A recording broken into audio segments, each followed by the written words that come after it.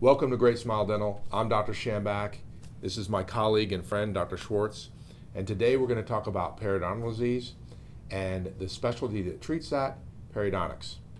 So Dr. Schwartz, first I wanted to start by your training. You and I went to UF together. You're a year behind me. And after that, you went up to cold Boston. I did. Basically, we went 4 years for our dental training, and then 3 years in Boston University, which is a wonderful school. But essentially, the specialty focusing on gum disease. I did basically a microbiology major, and essentially we worked on salivary proteins for Right. that. So you did a lot of research there, a lot of time in the library, and you also did a lot of training surgically there, correct? Correct. We focused on, obviously, gum surgery and also implant placement. A lot of patients I see come to see us, and they say, I've got no pain. Why do I have to worry about gum disease? Dr. Schwartz, can you explain that? Well, obviously, we want to treat your disease process, and a lot of the times there are no symptoms associated with gum disease.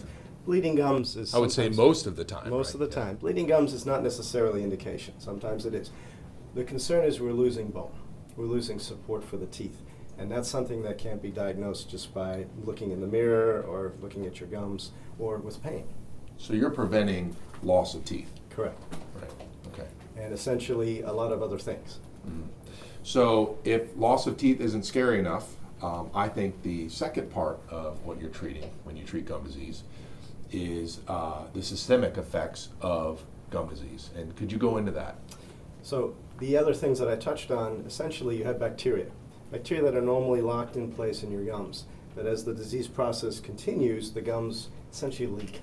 Bacteria get out into your bloodstream and they start to migrate to different organs. And they go everywhere. Your heart, your brain, etc. And the research is just blossoming into all the side effects of gum disease.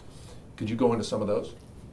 We know of links to pancreatic cancer is one of the major ones.